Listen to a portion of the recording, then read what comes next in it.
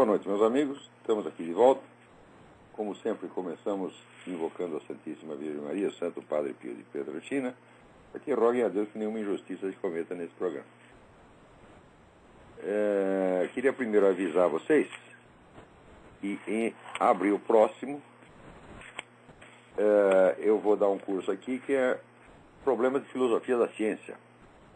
O curso vai em maio, no começo de maio. Esse curso vai ser dividido em duas etapas. Vai ter uma parte em maio, a segunda parte eu creio que será em outubro, abordando algumas questões absolutamente essenciais. Eu acho que talvez o curso mais importante que eu dei nos últimos anos, que são questões a respeito das quais circula uma confusão imensa. Depois eu dou o programa para vocês direitinho, e as inscrições, como sempre, são com o senhor Eduí, telefone 041-9974-4443, 041-9974-4443. Depois eu dou uma informação mais extensa sobre o curso, né?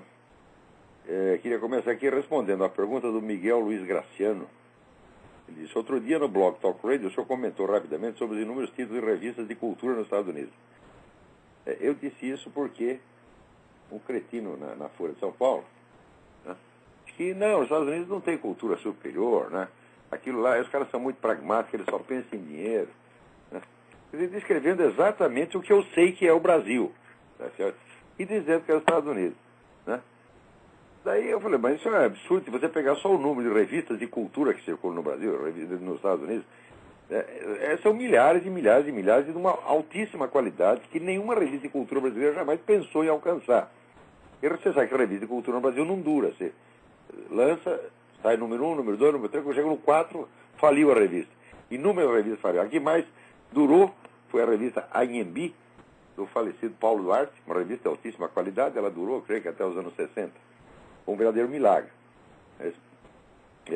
Agora, aqui, é claro que eu não posso dar uma lista, mas eu vou sugerir três títulos que eu considero assim, entre as melhores. Não digo que são as melhores, mas para mim são as de mais interesse. Uma é o New Criterion, que é dirigido pelo Roger Kimball. E o Roger Kimball é o sujeito que vive procurando novidades na esfera das ideias e colocando na revista dele, ou às vezes publicando livros, né? Então, New Criterion. A segunda é Commentary. Commentary é de um grupo de intelectuais judeus de Nova York. É que os judeus tiveram uma importância enorme na formação da cultura nova-iorquina e ainda tem essa revista. Commentary é de altíssima qualidade. Essa revista já é antiga. E uma terceira, que é uma revista relativamente nova, surgiu 1 ou 2 anos atrás, chamada Academic Questions. Academic Questions foi formada por um grupo de professores universitários, tendo em vista justamente o problema da decadência do ensino superior nos Estados Unidos. Então, eles discutem, sobretudo, questões que estão aparecendo no dia a dia das universidades americanas, mas são questões de importância mundial. E queria também recomendar uma revista inglesa, que circula muito aqui, muito respeitada, talvez, como revista de pensamento político conservador, ela é a melhor que tem no mundo. Chama-se The Salisbury Review. Salisbury Review foi fundada pelo filósofo Roger Scruton. E é inglês, mas agora está morando aqui na Virgínia, né? Ele saiu da Inglaterra quando proibiram a caça à raposa, que aqui na Virgínia ainda tem. E ele, como ele é um fazendeiro, inglês, todo fazendeiro inglês viciado nesse negócio de caça à raposa, ele falou, não fico mais aqui nem um minuto. Então, Salisbury Review. Tá bom, Miguel? Aqui também, o Paulo Camargo, né, me escreve uma carta. A carta é longa, eu não posso ler inteira, vou ler só uns pedacinhos e tentar respondê-la. Uma dúvida fundamental vem me perseguindo há muito tempo. Compreendi em diversas oportunidades que o senhor falou sobre o assunto, que os intelectuais e filósofos não podem se dar ao luxo da tibieza no enfrentamento com o movimento revolucionário. Tem de agir com coragem e confiança em sua luta ou na guerra cultural. A dúvida que me surge é a seguinte: quando o senhor faz colocações como se eu visse fulano cuspiria na cara, ou fulano merece um tapa na cara, o senhor, de certa maneira, está incentivando o ódio aos agentes do movimento revolucionário? Mas é claro que não. Quer dizer, você punir, castigar o cara, não quer dizer que ele tenha ódio. Olha, é o seguinte, se eu estou com ódio de um sujeito, eu fico quieto. Ninguém fica sabendo que eu tenho ódio. Eu escondo, vou lá, mostro para Deus, falo, olha que merda que eu sou. Só porque o sujeito me fez isso, aquilo, eu estou com ódio dele. Então eu espero passar. Agora, depois que passou, daí eu refletidamente, maquiavelicamente, deliberadamente, posso fazer um malefício ao sujeito para castigá-lo e para que ele aprenda. Tem certas pessoas que só aprendem quando são humilhadas em público. Agora, quando você está com raiva, não faça nada. Eu sempre usei esse princípio até na educação dos meus filhos. Se eu estou com raiva dos meus filhos, se eu estou brabo com ele, não faço nada. Eu espero passar e daí eu dou a bronca que tem que dar. Para garantir que a sua atitude não vai ser uma expressão de ódio, não vai ser como é que diz, um impulso irracional, mas vai ser uma coisa pensada e com finalidade útil. Então, do mesmo modo, todas as pessoas que eu estou xingando aqui, eu estou xingando assim, muito refletidamente. Eu não estou bravo, tá entendendo? Se eu digo que você é um filho da puta, eu digo assim, ó, aqui, meu filho, o senhor é um filho da puta, e está aqui a foto da sua mãe no bordel, tá certo? E com toda a demonstração. Então, claro que o sujeito vai ficar ofendido, tá certo? Vai ficar magoado. Mas eu estou fazendo para magoar mesmo. E às vezes, frequentemente, para humilhar. Porque tem pessoa que só aprende com a humilhação.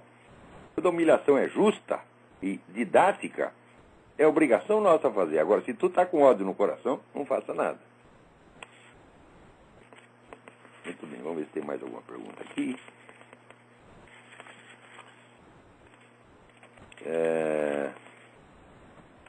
Tem aqui, vamos avisar aqui, o Wilson Bonfim,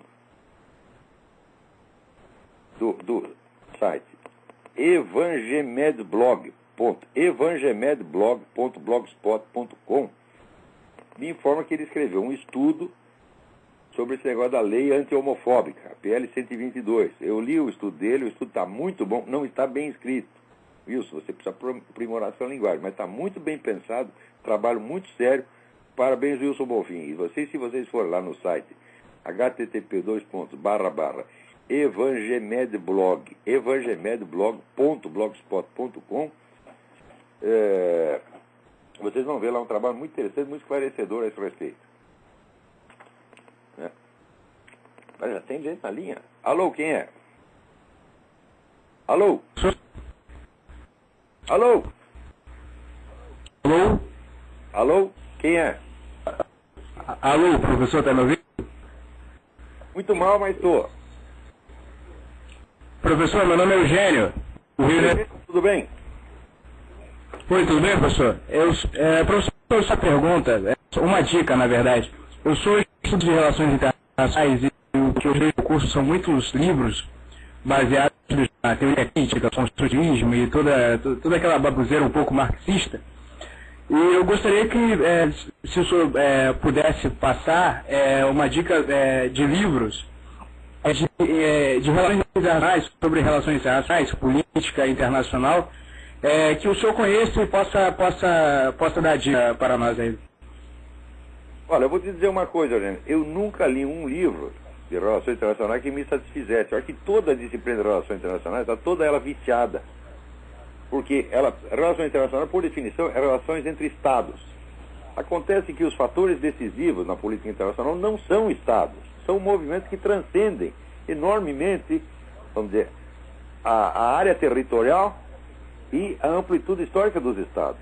Veja você, por exemplo, aqui nos Estados Unidos, o pessoal que se dedicava a estudo relativo ao movimento comunista sempre encarava isso como se fosse um braço armado da União Soviética. Ora, o movimento comunista existia 60 anos antes de aparecer a União Soviética, e depois que acabou a União Soviética, ele continua existindo. Então, o movimento comunista não era uma expressão da União Soviética, mas ao contrário, a União Soviética é uma expressão do movimento comunista. E esse pessoal de relações internacionais nunca entendia isso. Até então tem uma famosa doutrina Morgenthau que acabou de consolidar esse erro. Né? Você, como estuda essa área, deve ter ouvido falar do tal do Morgenthau. Então, sim. Só pensa em estados. E, na verdade, isso não funciona. Nós temos que encontrar novos parâmetros. Agora, o que eu te recomendo ardentemente é que você estude a obra do Eric Voegelin.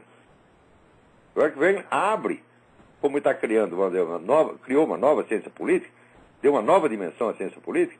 Isso é claro que deve se refletir no campo das relações internacionais. Então, procura o livro A Nova Ciência da Política, do Erkwegelin, que existe uma tradução muito mal feita, mas é uma tradução em português, lançada pela Universidade de Brasília, e os outros livros dele. É o que você tem que ir atrás. Você vê que essa área de relações internacionais, por exemplo, tem o famoso George Kennan, que o pessoal aqui idolatra o George Kennan, né? Que foi o articulador da estratégia da contenção. Ele achava que nós podemos parar o avanço do comunismo se nós não nos tornarmos iguais à União Soviética. Né? Então, quer dizer, ele não queria derrotar o comunismo, ele queria só parar a expansão. Conseguiu parar, conseguiu coisíssima nenhuma. Mas, quer dizer, você... nós aqui vamos fazer uma divisão de território. Você fica para lá, eu fico para cá. Será que isso vai funcionar? Isso nunca funciona. Né? Quer dizer, o movimento comunista, ele é expansionista pela sua própria natureza. Ele não tem fronteiras. Ele não aceita fronteiras. A noção de fronteiras nacionais para o marxismo não faz o menor sentido. Então ele pode aceitar, vamos dizer, uma divisão como uma solução provisória. 2 dias depois ele vai violar aquilo. Né? Então, esse Kennan, que era um sujeito assim, então, tipo do liberal iludido, né? Esse sujeito fez um mal desgraçado para a política externa dos Estados Unidos. E é aqui o Morgenthau e o Kennan são os príncipes das relações internacionais até hoje. Vamos lá, vamos seguir em frente. Bom, aqui alguém me manda um artigo que saiu lá, acho que na Zero Hora, na Rádio Gaúcha, um disparo da Rádio Gaúcha, dizendo o seguinte: sabe aquelas armas que vocês entregaram na campanha do desarmamento? Né? Porque precisa desarmar a população, porque vocês todos são assassinos, né? Vocês são pessoas perigosíssimas, cada um de vocês já matou uns 30, né? Então você tem que devolver a sua... até devolver, como se o Estado fosse o dono, né? Você está devolvendo. Não é devolver, é dar para o Estado, né? Então o pessoal idiota foi lá e deu para o Estado. Sabe o que aconteceu com essas armas? Agora estão sendo apreendidas na mão de bandidos. E elas foram recolhidas para isto, gente. Isso eu nunca tive a menor dúvida. Recebe para cada 1000 armas. Você joga fora 800, porque são velhas, porque não prestam. Tá? As que são boas, você vende para os bandidos. É isso que vai acontecer. E vocês vão acabar sendo mortos pelas suas próprias armas que vocês entregaram para o Estado. Confiar no Estado, meu Deus do céu. O Estado, a atividade predominante do Estado é meter a mão no seu bolso. O Estado vive do quê? De imposto. Imposto é um negócio que ele obriga você a pagar. Né? Então, não é como você comprar uma coisa que você paga porque quer. Paga em troca de um bem ou em troca de um serviço. No Estado, não. Ele te cobra o imposto independentemente de ele prestar o serviço ou não. Por exemplo, né? Você fala mal do homossexualismo, você pode ser preso. E as pessoas que estão prendendo você são pagas com o imposto que você mesmo pagou. Quer dizer, paga para o Estado prender você. Né? Então, esse respeito sacrossanto que tem do Estado no Brasil é uma doença. Tem que acabar com essa coisa, pô. No Brasil tudo se conta com o Estado para resolver tudo. E ainda querem... Sempre foi um vício brasileiro, isso aí, mas desde que chegou Dom João VI do Brasil, a coisa é assim. E quando chegou Dom João VI, ele estruturou o Estado. Não havia sociedade. A sociedade era assim. Era um bando de proprietário rural, escravagista, um bando de escravo e um bando de pé rapado em torno. Né? Daí ele criou o quê? Um bando de funcionário público. Então o Brasil, de certo modo, teve um Estado antes de ter uma sociedade civil minimamente coesa, minimamente organizada. E ficou esse vício. O Estado é sempre mais poderoso que a sociedade. Note bem, quando o Estado é mais poderoso que a sociedade, isso é a definição do totalitarismo. Vocês têm que meter isso na cabeça. O Estado tem que estar sob o controle da sociedade, ele tem que servir à sociedade. Por isso chama serviço público. Né? Agora, o burocrata que oprime você, certo? O fiscal que te manda para a cadeia por não cumprir uma lei impossível de cumprir, por exemplo, eles colocam mais imposto do que qualquer um pode pagar. Daí o pessoal não paga, eles põem na cadeia. Você acha que isso é serviço público, porra? Isso aí é um monte de vagabundo se servindo das leis para oprimir o povo e encher os bolsos de dinheiro. Tá certo? Então, muito bem. Agora aqui, me mostra aqui do blog do Reinaldo Azevedo, ele transcreve uma entrevista que saiu na Folha, com um promotor de justiça do meio ambiente, Marcelo Goulart. As coisas que o sujeito fala, mas dá tanta bandeira e, por outro lado, é tão hipócrita, tão desonesto. Né? Olha aqui o que ele diz. A visão do Ministério Público como mero agente processual está superada desde a promulgação da Constituição de 1988. O membro do Ministério Público é agente político. Ora, no Brasil ninguém mais exerce a sua profissão, né? Quer dizer, o promotor de justiça não está lá para promover a aplicação das leis.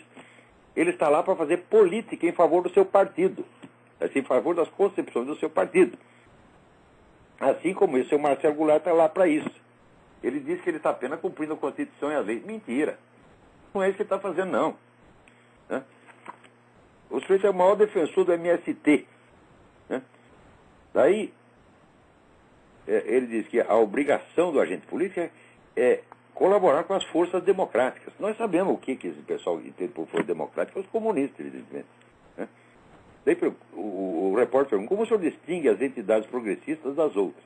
Daí ele define assim, as forças sociais democráticas são aquelas que assumem o compromisso de implementar o projeto democrático do quê? Da democracia participativa. Você sabe o que é a democracia participativa? É o império das ONGs, tá certo? Por cima dos partidos políticos. Ele mesmo diz isso, ele declara isso, quer dizer que os partidos políticos estão superados. Agora a democracia, né, são as entidades da sociedade civil organizada, que eles mesmos organizaram. Não é a sociedade que se organizou, foi um partido, o PT, junto com outro partido de esquerda, organizou um monte de ONG e diz que elas são a sociedade civil organizada. Então, através dessas entidades, eles passam por cima do partido, passam por cima do projeto legislativo e impõem o que eles bem entendem. E os desgraçados chamam isso de democracia. Né? Olha aqui, ele falando da situação no campo, aqueles grupos que defendem um modelo de agricultura social e ambientalmente sustentáveis. Sustentável? O MST é sustentável? Não, o MST é sustentado. Hã? Ele não é sustentável. Autossustentável sou eu, meu filho. Sustentável sou eu. Eu me sustento a mim mesmo, com o meu trabalho. Você está entendendo? Agora, o MST não. É chupando dinheiro de governo. Eu já falei para você que nem o dinheiro da minha aposentadoria, que teoricamente eu tenho direito, nem isso eu quero do governo. Quero distância de dinheiro do governo e quero distância de dinheiro de partido. Se algum ouvinte meu quiser fazer uma doação, aceito, claro. É um serviço público que eu estou prestando, pode ajudar. É a maneira mais decente de um empreendimento jornalístico independente subsistir é a contribuição dos seus leitores e ouvintes, contribuição livre. Tá certo? Quer dizer, não é para o sujeito me dê, te dei $10, agora você tem que falar bem de mim. Né? Não implica compromisso nenhum, o sujeito me manda lá os $10, $100, que mande $10 mil. Eu nem sei quem é o cara, pô. Né? Então, não implica compromisso nenhum, não há nenhuma possibilidade de suborno por esse meio. Então, por isso, essa é a maneira decente, tá certo, de um site de jornalismo independente sobreviver. Então, não aceito dinheiro de governo nenhum. Agora, ele vem dizer que os grupos democráticos são aqueles que praticam um modelo de agricultura ambientalmente sustentável. Meu Deus do céu! O MST é o maior proprietário rural do país, é permanentemente deficitário. Cada vez que ele ocupa mais um terreno, ele usa esse terreno como pretexto para pegar mais verba do governo. Diz, olha, nós roubamos aqui mais uma fazenda, então agora nós precisamos de mais verba, mais trator, mais empréstimo bancário, mais isso, mais aquilo, mais aquilo, mais aquilo. Ou seja, quanto mais rouba, mais merece, no entender deles. E isso é o que esse cretino, esse irresponsável, esse moleque, o promotor Marcelo Goulart chama de agricultura social e ambientalmente sustentável. Agora, aqueles que, ao contrário, defendem o modelo que leva ao descumprimento da função social do imóvel, ou seja, todos os fazendeiros, todos os plantadores, todos que produzem, eles produzem, olha o crime deles, eles produzem e vendem, minha gente. Eles vendem feijão, eles vendem arroz, eles vendem leite, eles vendem carne. Olha que coisa mais terrível. Então, eles não estão atendendo à função social da propriedade. A função social da propriedade é ser invadido pelo MST. Então, estes são os adversários do projeto democrático. Quer dizer, é claro que isso é de um cinismo. Daí o repórter pergunta, o senhor é socialista? Ele diz, como promotor de justiça, sou defensor da Constituição, do projeto democrático. Minhas convicções pessoais são outra coisa, são apenas convicções pessoais. Daí o cara pergunta, quais convicções? Daí ele diz, utopicamente acredito na possibilidade de construir uma sociedade socialista. E daí vem o resto da frase. Sob um ponto de vista gramsciano, se avançarmos na linha da Constituição, vamos dar grande espaço para no futuro caminhar para uma sociedade socialista. Ou seja, o que o cara diz? Não, eu não estou lutando pelo socialismo, estou cumprindo a Constituição. A qual Constituição leva à sociedade socialista? Ora, a Constituição leva à sociedade socialista, se você a interpretar assim, quer dizer, na verdade, os caras estão usando a Constituição, dando a ela as interpretações mais absurdas, improvisadas, aquele famoso direito achado na privada, e dizem, estão lá cumprindo a Constituição. Agora, tudo isso, no fim das contas, meus filhos, tudo isso não tem mais importância a partir desta semana. Por quê? Um projeto de lei foi aprovado na Câmara e no Senado, aguardando apenas sanção presidencial.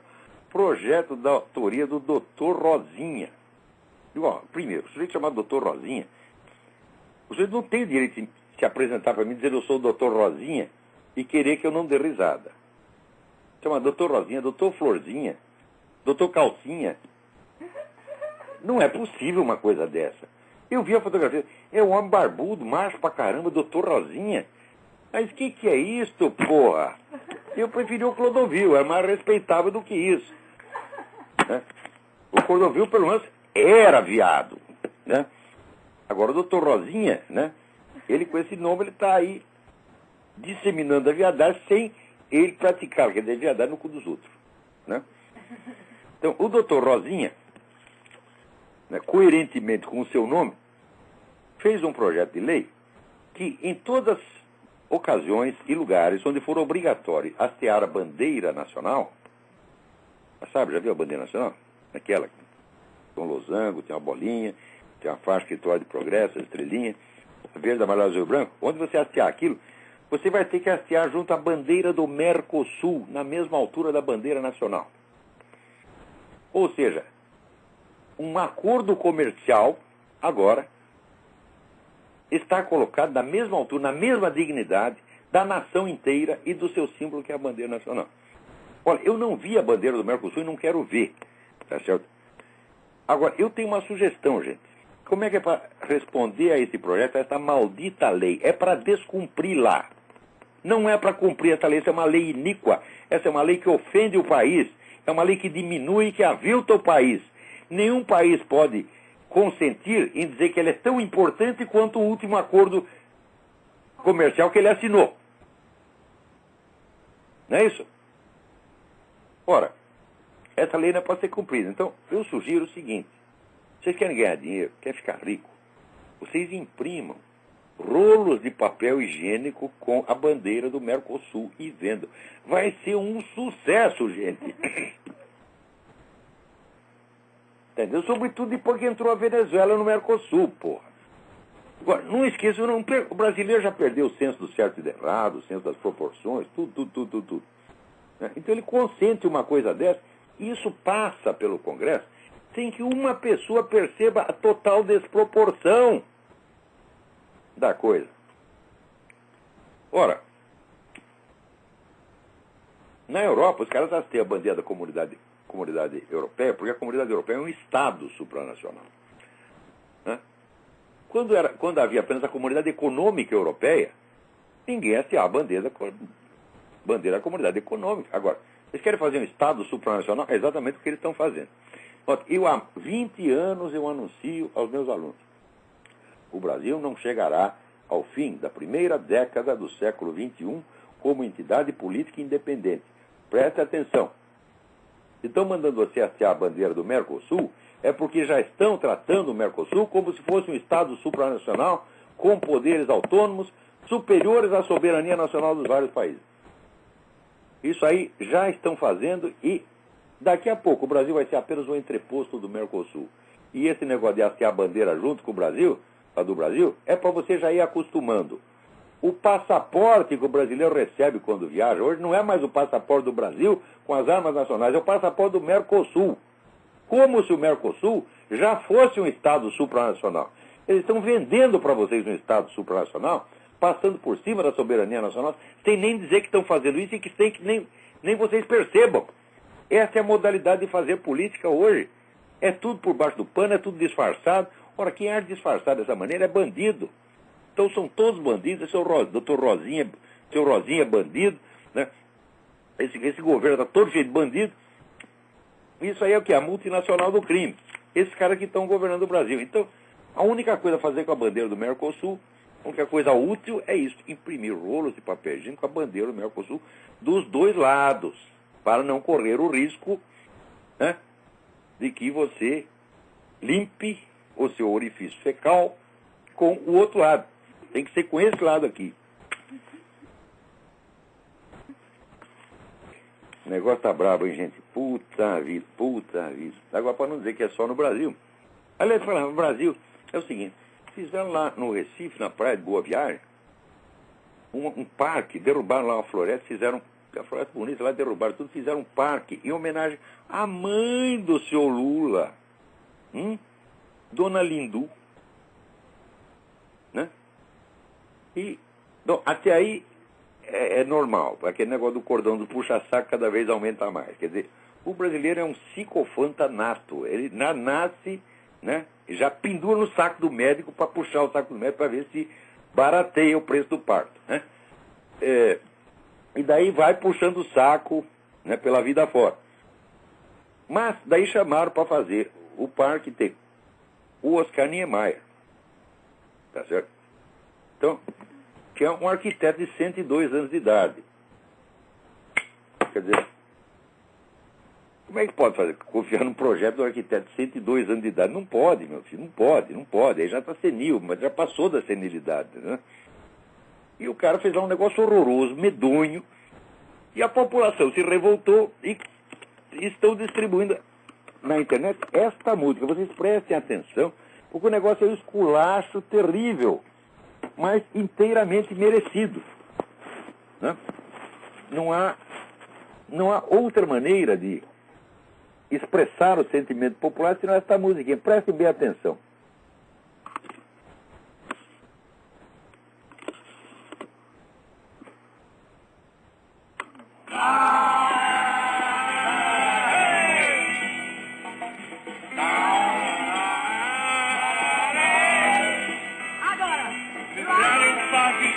Na praia de Boa Viagem, botaram dois prédios redondos em formato de cu.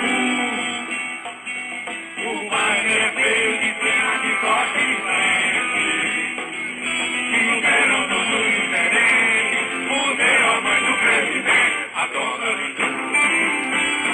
Dona Lindu, Dona Lindu, Dona Lindu, que mais feio de Boa Viagem. É todo concreto, não tem nenhum pé de bambu. Oscar Niemeyer, arquiteto idoso, fez o projeto feioso, só para comer o velho cu da Dona Lindu. Da Dona Lindu. É isso aí, gente. É um esculacho, mas é inteiramente merecido, porque viram a foto do parque. Se fizesse um negócio daquele para minha mãe, eu matava o sujeito, tá entendendo? Agora vai lá, o Lula, né, posta a fita inaugural, né, todo mundo puxa saco, né, todo mundo bate palminha, e fica tudo por isso mesmo. Coisa medonha, gente. Aliás, tudo que o Oscar Niemeyer fez é medonho. Vocês não têm um pouco de senso estético, não? Né? Você vê aquela Catedral de Brasília, eu pensei, em que ele se inspirou para fazer aquilo? É muito simples, ele pegou um cacho de banana, virou de cabeça para baixo, saiu o formato da Catedral de Brasília. Né? Então é isso. Agora, para não pensar que é só no Brasil que tem essa putaria, vejam o que descobriram aqui. O Obama inventou o tal do estímulos, né? Quer dizer, cobra um montão de imposto, arranca imposto da população e daí distribui para quem? Para os amigos dele. Né? Por exemplo, já no segundo dia da presidência ele soltou uma verba de 5 bilhões de dólares para a Acorn, que é aquela ONG que fabricou títulos de eleitor falso para favorecer a eleição do banco. Então, muito bem. E aí precisamos do estímulo para salvar o país, etc, etc. Eu digo, eu nunca vi, né, ninguém se livrar de dívida fazendo mais dívida. Isso é impossível, né? Mas, como é que está a distribuição do dinheiro? Agora fizeram as contas e viram o seguinte. Os distritos que são do Partido Democrata estão recebendo 2 vezes mais dinheiro do estímulo do que os distritos republicanos. Então, mas que putaria! Como é que pode? Isso é claro que esse negócio de estímulos não foi inventado para melhorar a economia americana, coisíssima nenhuma, mas só para favorecer a curriola do presidente. Né? Peraí, tem alguém na linha. Alô, quem é? Alô, quem é? Ricardo. Alô, Ricardo, tudo bem? tudo bem? Eu queria fazer uma pergunta sobre tabagismo. O senhor disse que, não sei se o senhor sabe, que a autópsia do pulmão de um fumante é completamente o pulmão fica completamente escurecido pela fumaça. O senhor não acha que isso é uma dificuldade para a absorção de oxigênio pelo pulmão? Olha, meu filho, o negócio é o seguinte. Eu estou fumando há 47 anos, 2 ou 3 maços de cigarro por dia. E a última vez que eu testei minha capacidade pulmonar, era igual, faz o quê? Faz uns 2, 3 anos. Era igual ao do meu sobrinho Rodrigo, que é jogador da Seleção Nacional de Basquete. Tá certo? Qual é a probabilidade disso acontecer? Outro dia eu fiz uma lista dos maiores cantores líricos do século XX. Caruso, Mário del Mônaco, né? Pavarotti, Jerome Hines, Eldor Chaliapin, eram todos fumantes. Qual é a possibilidade estatística disso acontecer? É 0,0000001%. As 40 pessoas do mundo são todas fumantes. Um parou de fumar aos 102 anos porque achou que estava fazendo mal. E assim por diante. Olha, esse negócio de tabagismo é uma chantagem psicológica baseada em argumento falso. Agora, quando você passa para o fumo passivo, então, nossa senhora. Outro dia chegou aqui uma pesquisa científica, pesquisa seríssima, dizendo o seguinte: se você fumar 15 cigarros, não é 15 cigarros por dia, ou 15 cigarros por ano, ou 15 cigarros a cada 10 anos, 15 cigarros no total, o seu DNA já está alterado e você está entrando num grupo de alto risco. É claro que esse pessoal está gozando na nossa cara. Mas É o evidente. senhor rejeita... Agora, se você quiser ficar com medo, né, eu vou morrer. E, bom, então é o seguinte, você se afasta de mim, né, porque perto de mim está cheio de fumaça, tá entendendo? Não chegue perto que você vai morrer. Primeiro cigarro que eu fizer, puf, você cai morto. Né? Se quiser viver com medo, com o rabo entre as pernas, viva, mas não me dê esse conselho. Porque a história da pulmão preto, eu digo, ora, isso aí, meu filho, todas essas fotos que saem atrás do cigarro, é tudo empulhação. O Ministério da Saúde já foi processado por várias pessoas, foram falsificar, está lá o sujeito sem pernas, dizendo que é por causa de cigarro. Não foi nada, o cara foi atropelado. Né? Tem a moça que diz que ela estava com câncer no pulmão, ela estava com outra coisa completamente diferente. Quer dizer, o Ministério que faz isso, como é que você vai confiar nessa gente, meu filho? Olha, você quer um conselho? Dê uma olhada no site www.forces.org. Está lá toda a documentação mostrando como essa campanha antitabagística é pura empulhação montada pela indústria farmacêutica que está distribuindo remédio para parar de fumar que matam pessoas. Matam assim, não é se você usar aquele remédio 40 anos, você vai ter a probabilidade X de ter câncer, não sei o quê. Não, toma 1, 2, 3 vezes, na terceira vez você cai morto. Então, olha, tudo isso é empulhação. Olavo, também outra coisa.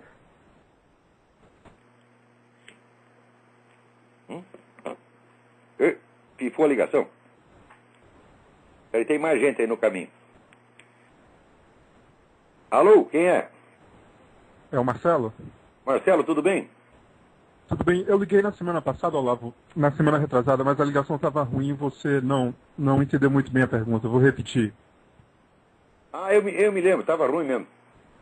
Não é que eu não entendi nada. O que eu queria saber é quais são as provas filosóficas e teológicas da existência de Deus? Como você pode provar isso através da filosofia? Muito bem, para provar isso na rapidez de um programa é um desafio que está um pouco acima da minha capacidade, mas eu vou te dar um resumo que me parece altamente evidente.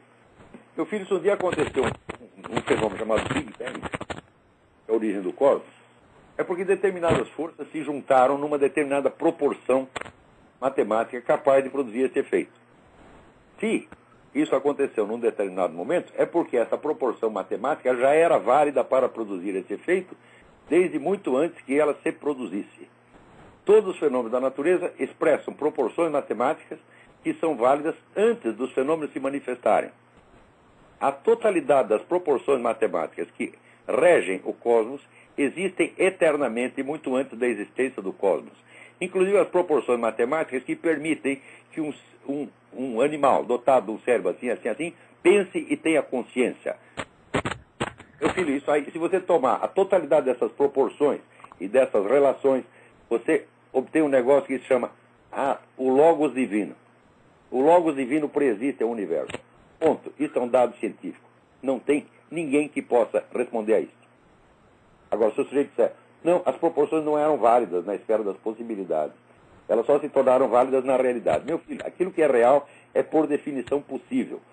O esquema total das possibilidades realizáveis é o Logos Divino. E ele necessariamente preexiste à existência da própria realidade cósmica. Posso dar essa explicação com muito mais detalhe e responder, não todas as dúvidas, mas as dúvidas razoáveis, posso responder como já respondi no meu curso várias vezes. Então, fica aí. Agora eu quero esclarecer, aproveitando, eu quero esclarecer uma outra coisa. Tudo que eu estou fazendo, todo o meu trabalho, ele se divide em círculos, que vão do mais externo para o mais interno, como se fosse uma cebola. O círculo mais externo, mais popular, portanto, mais superficial, é este programa. Embaixo dele, você tem uma outra camada, que são os meus artigos de jornal, que são um pouquinho mais detalhados. Mas um artigo de jornal tem 2, 3 páginas, você não pode... Um artigo de jornal não dá para argumentar. Isso aí, só dá para você expor uma opinião. Não dá para argumentar, justificar nada. Eu acho muito engraçado quando as pessoas dizem, eu vou refutar os seus argumentos. Mas eu não apresentei argumento algum. Eu apenas descrevi um estado de coisas. Eu não defendi a minha opinião, eu só a expus. Porque no jornalismo atual, que é o jornalismo minimalista, não dá para argumentar nada. Antigamente, quando se podia publicar artigos de 10, 12 laudos, tudo bem. Agora não, é o máximo de 3 laudos. Quer dizer, já é um jornalismo feito para imbecis. Então, a segunda camada é o jornalismo onde eu apresento algumas visões de fatos contemporâneos. Abaixo disso tem os livros que eu escrevi. São 12 livros que dão já um pouco mais de detalhes. Embaixo dos livros, meu filho, tem a coleção de apostilas, que são acessíveis aos alunos do curso, que aí já somando já dá umas 3.000 páginas. E embaixo da apostila tem a coleção toda dos cursos gravados que estão sendo reproduzidos no Seminário de Filosofia, que somado, se fosse somar por baixo são 50.000 páginas. Agora, o sujeito ouve uma coisa que eu disse no programa e diz assim, esse Olavo de Carvalho, a obra dele não vale nada. É assim.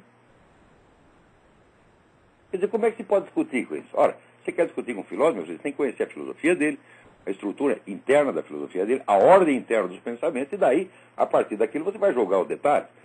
Senão você não pode, nem mesmo os detalhes, você pode interpretar. Não é que não pode julgar, você não pode interpretar.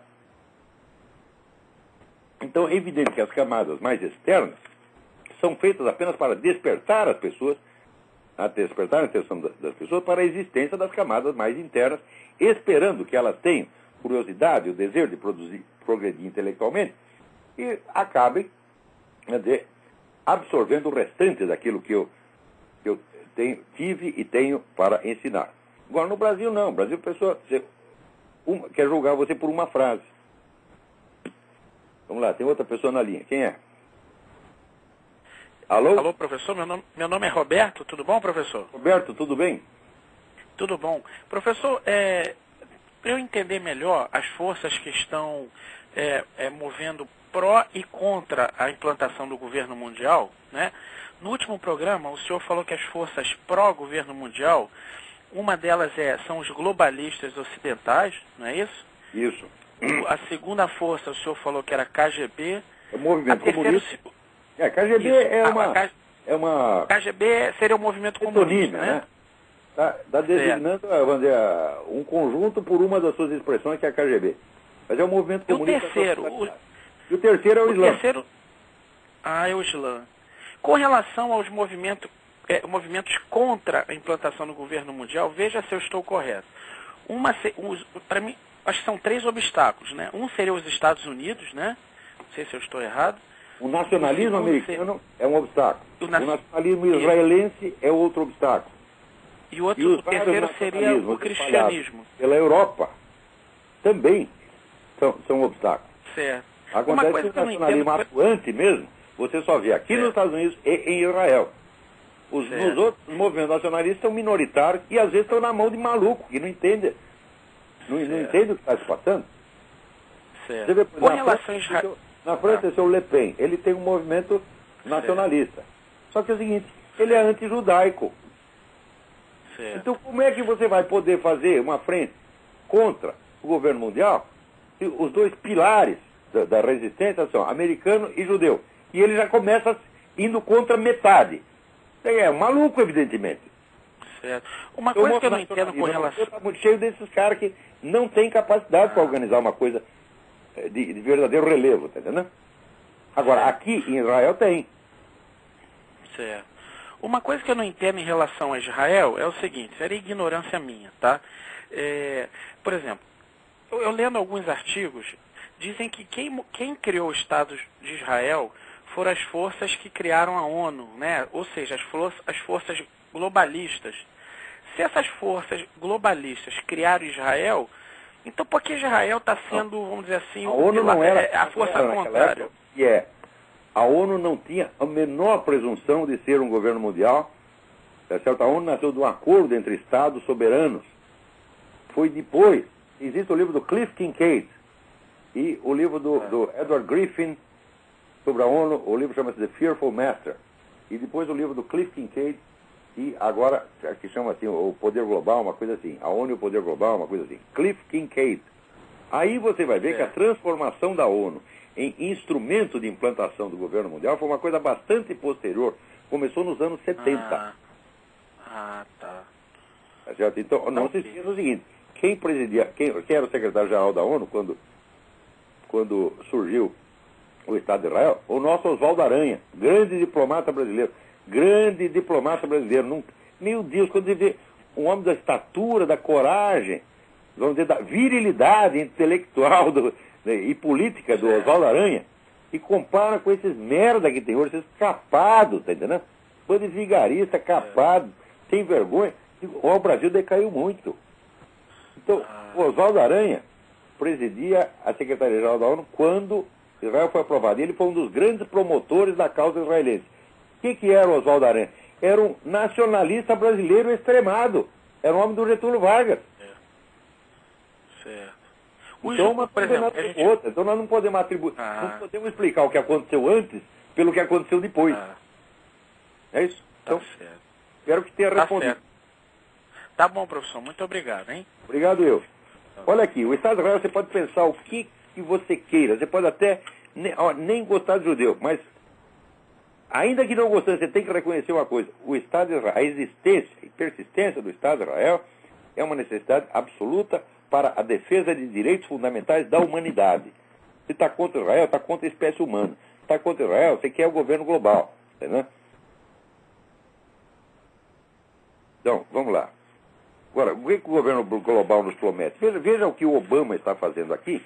O Obama é representante do governo global, ele é contra os Estados Unidos e a favor do governo global. Mas mesmo assim ele não pode dar muita bandeira, por quê? Porque tem gente no partido dele que também não concorda com essas coisas. Mas se ele pudesse, ele implantaria a nova ordem global amanhã. Acabava com fronteiras nacionais, todo mundo ia erguer a bandeira da ONU, ou a bandeira da Comunidade Europeia junto com a do seu Estado, e depois um pouquinho acima do seu Estado, e no fim a bandeira do seu Estado desaparece, e fica só o macro-império. Nesse macro-império vai vigorar uma nova civilização, novos princípios educacionais, novos princípios morais, tudo inventado por esse desgraçado. Entre os princípios morais, esse aqui, o Kevin Jennings, assessor do Obama, né, quer distribuir livros de pornografia para as crianças nas escolas, sobretudo pornografia gay. É o manual de dar o cu. É assim que se dá o cu, meu filho. Pá, faça isso aí. Daí ele complementa. Eu experimentei e gostei. Então você também tem que experimentar e gostar. Tá certo? Ah, não quero. Tá? Ah, você é um fascista, né? Extremista de direita. Né? Ah, meu Deus do céu. Agora, nós temos pouco tempo para terminar esse programa. Então eu vou terminar o programa assim, lendo, para não dizer que só falei de merda, eu vou ler aqui para vocês a mensagem de Natal que estou distribuindo para os meus amigos. Então eu distribuo para vocês também, né, supondo que sejam meus amigos. Né? Olá, Natal 2009. Musicalmente, alguns preferem Tristão e Isolda, mas em matéria de força dramática e riqueza de significado, a área final de Wotan em As Valquírias, Levou Adeus, é sem dúvida o cume da obra de Richard Wagner. O que é que isso tem a ver com o Natal? Espere um pouco e deixe-me relembrar a cena. Pressionado por sua esposa Fricka, que lhe cobra seus deveres de mantenedor da ordem cósmica, Wotan, o equivalente germânico de Zeus, promete a contragosto punir com a morte seu neto Sigmund, culpado de adultério e incesto com sua irmã Sieglinde. Para isso, ele envia sua filha mais querida, Brunilda, ao local onde o marido de Sieglinde vai duelar com Sigmund, para assegurar que Sigmund, privado de todo auxílio divino, seja morto no duelo. No momento decisivo, Brunilda deixa-se tomar de compaixão por Sigmund e, descumprindo a ordem recebida, tenta protegê-lo. Wotan tem de intervir pessoalmente, fazendo em pedaços a espada mágica de Sigmund e deixando que ele seja morto pelo marido de Sieglinde, Hunding. Tão logo termina o duelo, Wotan, desgostoso consigo próprio e cheio de desprezo pelo vencedor, mata Hunding com um simples sopro. Agora, o rei dos deuses tem de punir a filha para não permitir que um ato de traição perturbe a ordem do Valhalla, o céu dos deuses germânicos. Atormentado pelo conflito insolúvel entre o dever de governante e o amor paterno, Wotan queixa-se de que, entre todos os seres, o mais miserável e sofredor é ele próprio. No instante em que ele se prepara para matar Brunilda, ela apela à compaixão do pai, pedindo que a sentença de morte seja substituída pela de expulsão. Wotan abraça ternamente a filha e a faz adormecer numa montanha protegida por um círculo de fogo, prometendo que nenhum homem indigno tocará nela, e que, ao despertar como criatura humana, desprovida de poderes divinos, ela terá por marido um nobre guerreiro que a protegerá de todos os males. Wotan despede-se da filha e, enquanto ela adormece, sai cabisbaixo, derrotado pelo seu próprio poder.